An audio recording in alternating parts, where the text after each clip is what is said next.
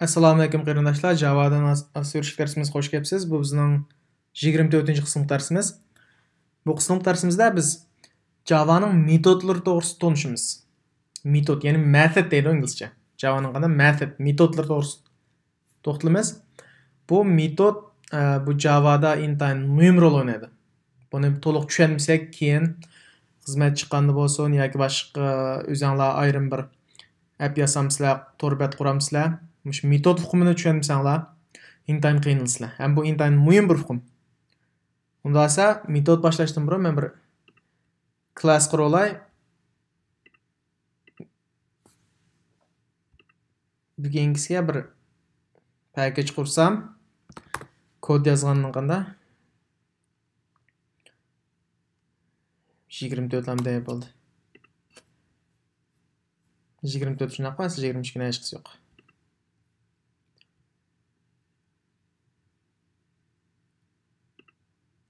Qandaq?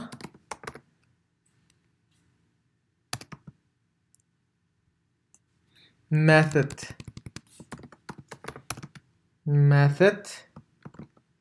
example. Classning ismini method example deb qo'yay. Metod misoli degan gap.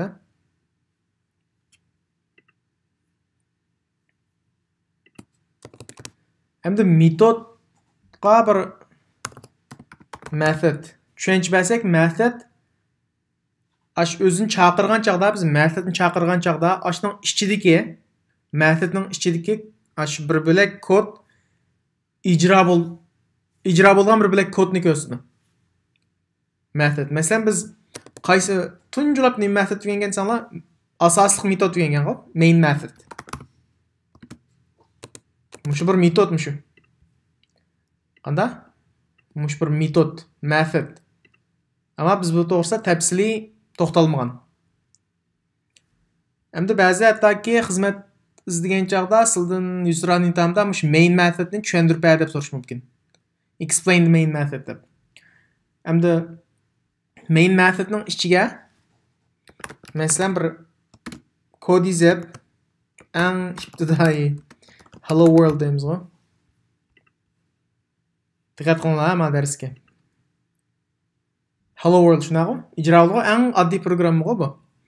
Emniyet qarsanglar men 2 metod bor. Ma bir metod. Ma bu emniyet bir method ma. Println degan bir method, bir metod. Ondan keyin main method bor. Main asosli metod. Asosli metodda qanday kod ijro bo'ldi.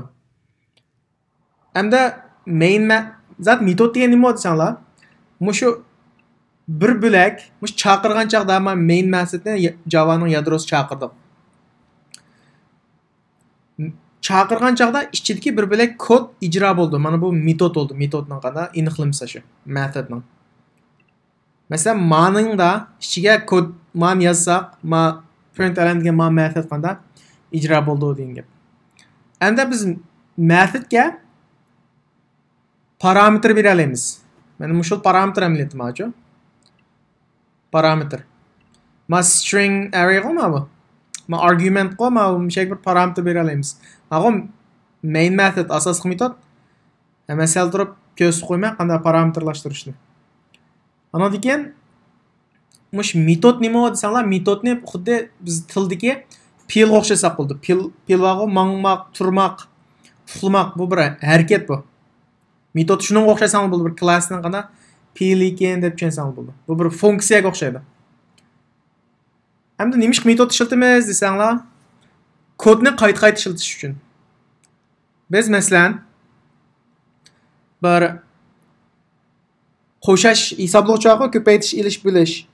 Masalan bir method yozsak, keyin yana kod yozayvergan o'rniga ash methodni chaqirib bilan, ash metodni chaqirib bilan bir qitim yozib qo'yaplam kodni. Qayta ishlatayversak bo'lardi. Asosiy maqsadi metodni ishlatganmiz, kodni qayta ishlatish uchun. Unda bo'lsa methodni qanday quramiz degan gap. Qanday quramiz, qanday ishlatamiz methodni. Masalan, buning uchun men bir yana bir class quray.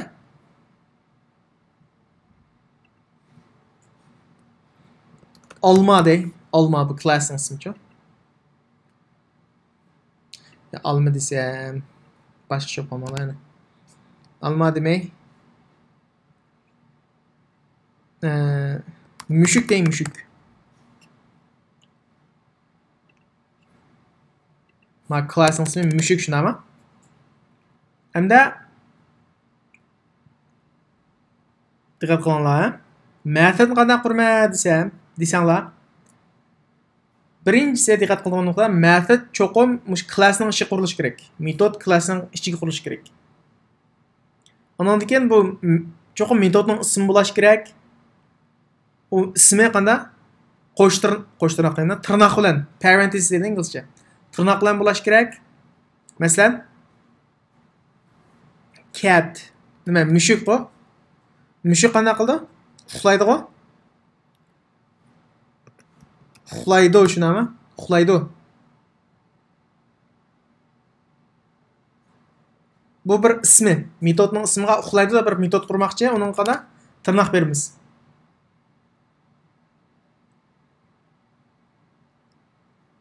Hamda buning bilan metod qurilamdi desanglar, metodning buning bilan qurilmaydi. Buning ham nimasi bor? Body bor. Body qana beden. Bedenni to'dir tirnoq bilan beden qurilishi shunaqa.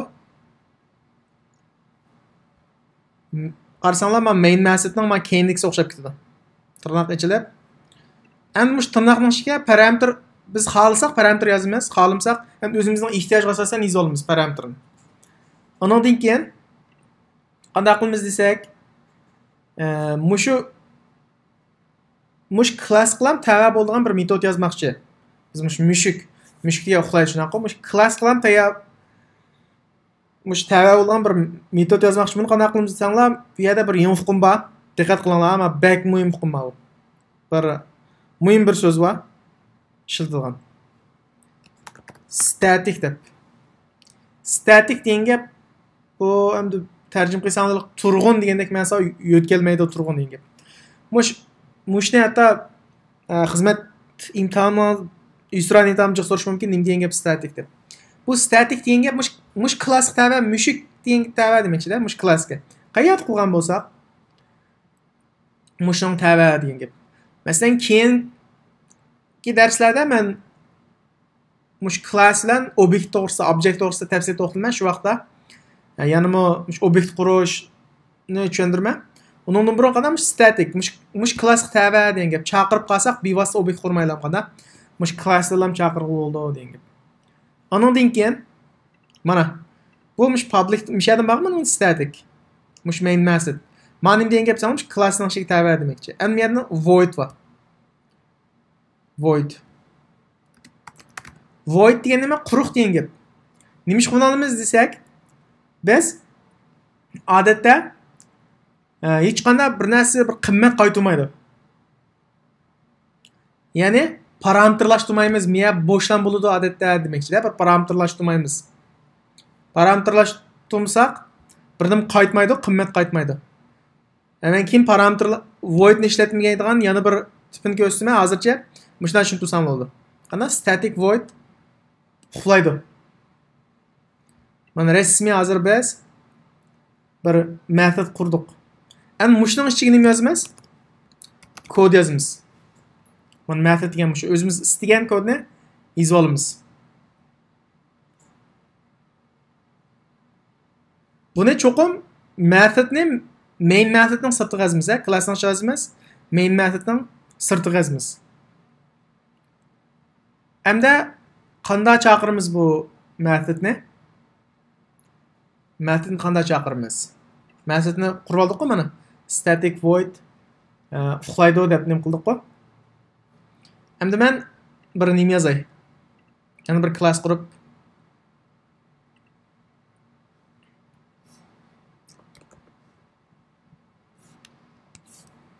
Turanglar, uni ham birdan turib qo'ray, ayaqsini ishlatayveraylik. Buni bir kod yozamiz-da. Uxlaydi shunaqa.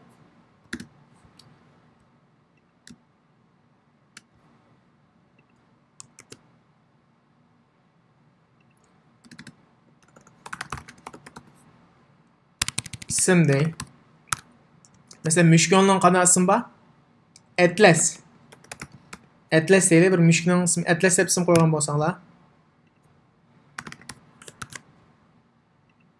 Atlas kunda uxlaydi.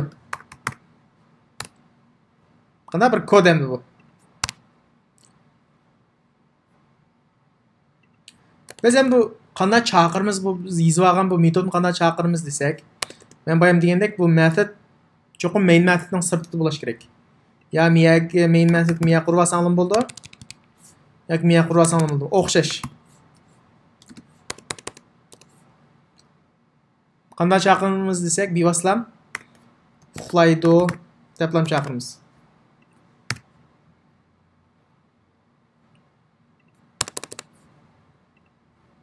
Mana Atlas kunda uxlaydi va chaqiradi-da miyadan. Chunki metod statik bo'lg'achqa, klassda bo'lg'achqa bevoslam yozotman.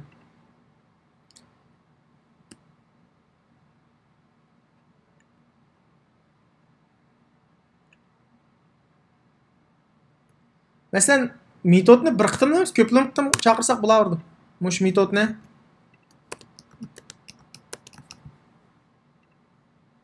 mana qancha qitim chaqirsak, qarang men 4 qitim chaqirdim, shuni ham yozib. Meni qayta ishlatyapman. Bo'lmasa meni men miyagani qayta yozsam bo'ldi. Buningdan murakkab uzun bir narsa yozishimiz mumkin. Shuni faqat chaqirib bilan qanday kodni qayta ishlatish uchun ham biz shu method degan shu hukmdan qanday foydalanamiz degan gap. Hamda biz main method qarsanglar, main method void degan qanday buni qimmat qaytirdi deymiz, return type bir narsa qimmat qaytirdi, string mo int mo, lekin mening void bo'lib qolsa hech kim qaytmaydi. Static degan qanday shu class tava demakchi-da, shu public and mere public degan bir gap bor-da. Public degan qanday ochiq, oshkora degan gap endi tarjima qilsanglar, buni access modifier deydi. Bu access modifier to'g'risida men keyin to'xtalman. Access modifier uyg'urcha degan gap sanglar, kirish o'zgartkichi degan gap. Mush metodning ichiga kirishni ochiq qilib o'tamdimi, cheklab qo'yamdimi yo ma'lum birsini cheklab da qisman kishilarga chetamdimi, ashundan o'zgartadi. U to'g'risida qanday keyingi darslarda men tafsiliy to'xtalman. Biz static metodni ko'rdik shunaqa. Unda bo'lsa, static bo'lmagan, ya'ni non-static deydi. Inglizcha. G'ayri static yoki non-static metodlarni non-static metodlar cho buni bir qarab chiqaylik. Biz hozir static odatda Java programmalar qarsak, bu metod yoki static yoki bo'lmasa qanday static bo'lmagan yoki buni public method oldu. Bu public method qanday oldu? Yani non-static, static olmagan desanglar. Biz public bu men bayam dedim access modifier deb. Access modifier degan shu metodga boshqalarning kirishini cheklash darajasini ko'rsatadi. Uni keyingi darslarda to'xtalman. Hozircha shuni unutib tursanglar public. Buni boshqalar kiralaydi demakchi. Public qanday static yozmaymiz. Static yozmay qanday faqat void. Hozircha shu qaytiradigan tipi void, hech qanday qaytarmaydigan metod yozamiz. Kelar soat darsimizda anaqadan keyin parametrlashtirishimiz. Hamda public void shunaqa. Manalar qo'ysa qanday qizirildi. Nimishqa deganda bu metodning ismini yozmasa qolmaydi. Shunaqa? Metodning ismini nima deb qo'yay? Yuguraydi. Yuguraydi deb qo'yay. Bunaqa o'xshash qolgan qoidasi. Mana metod qurildi. Buning ichiga qaranglar. Ism men ma'ni yozib Atlas ya'ni qanday kunda yuguraydi desam, ma qizirib oldi. Nemish qizirib oldi desanglar, biz ismni metodning ichiga qurdik. Bu ism statik emas, shunga butun hammasi tabi emas. Tushundinglarmi? Agar buni ilib classning qo'yib, agar statik qilib olsak, buni statik qilsak bo'ldi amaliyotda. Sirtiqlam qo'yib qo'ysak demakchi. Ma'vo bevosita o'ynay oladi.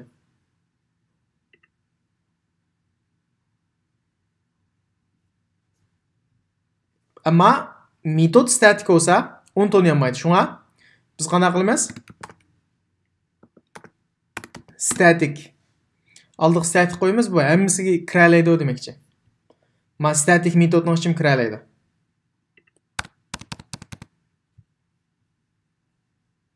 Yoki agar uni xohlamsanglar, har birisiga qanday? Masalan, har bir metodning ichiga ayrim shuning bir string qurib ismini yazsanglar bo'ldi. Mana ichiga ma'ni degandek. Avvalchilikda shuni static ishlatish orqali ham qanday kodni qayta ishlata olamiz. Static shu. Endi diqqat qilinglar.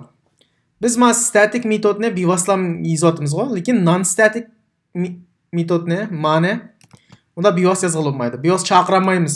Chaqirgan chaqda bevosita chaqirmaymiz. Qanday chaqirmaymiz degan chaqda o'zi static bo'lmagan metodlarni, ya'ni non static metodlarni obyekt orqali chaqiramiz. Faqat obyekt orqali. Ham obyektni oddiylan so'zlab beray. Qanday quramiz desanglar, obyektni mushu klassning ichida o'zininki qanday obyektini. Ash metod qaysi klassning ichida bo'lsa, biz shu klass bilan quramiz. Masalan, ma metod mushuk degan klassning ichida-ku mana. Mushuk cho'ng harf bilan, mushu klassniki. Mushuk, kichik mushuk, yoki mushuk bir xolgan ism qo'ysangiz bo'lardi. Mushuk. Xuddilik nimani qurgandek qilam. Arrayni qurgandek yoki obyektni bunda quramiz. New qanday? Mushuk. Mana. Mushukning qanday? Obyektini qurdik. Mushuk degan mush klassning obyektini shunday quramiz. Obyektni qurib, endi chaqiramiz. Chunki bu static emas. Ma metod static bo'lmag'achqa bevosita chaqirmaymiz. Klassni qurib turib chaqiramiz. Ammo ma metod static bo'lg'achqa bevosita chaqiryapmiz. Farqi shu. Endi qanday qilamiz? Endi metodni qanday chaqiramiz? Static bo'lmagan mushuk. Mana yuguraydi degan. Endi chaqiryapti. Endi maqsad qanday? Yurgizsak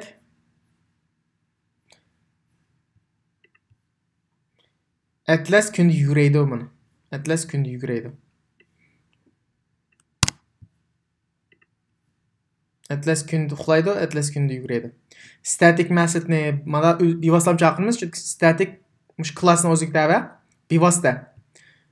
Yani bevosita qaraydi degandek menda tushunsangiz bo'ldi. Ammo mavo yuguraydi degan metod static emas, shunga bu avval obyektni qurib olamiz, object. Obyektni qurib yutlab, mush klassni undan keyin chaqiramiz. Bo'lmasa, qanday bevosita chaqirmaymiz. Endi masalan, ma'ni public shunaqmi? Public buni men qayta deb ketdim, bu access modifier deydi buni. Kirishni cheklaydi. Masalan, public o kim o'z kira oladi. Men private deb yana bir access modifier bor. Private qilib qo'ysam,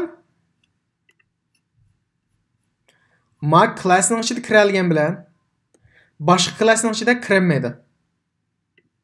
Shunga nurg'un emas, endi 4 access modifier bor. Uni keyingi darslarda men tafsil to'xtalman. Public ham nimiki deb qolmanglar, shu cheklab qo'ydi demakchi. Shu static metod bilan static bo'lmagan metodning qanday farqi va degan nima deganda static metod qurish bilan static bo'lmagan metodni qurishni oddiy tanishib o'tdik. Endi kelar soat darsida biz buni parametrlashtirishni o'rganamiz. Bugungi darsimiz mushagicha. Qayta mashq qilib biringlar. Tushunmagan bo'lsa, inkas shaklida so'rasangiz bo'ldi. Rahmat.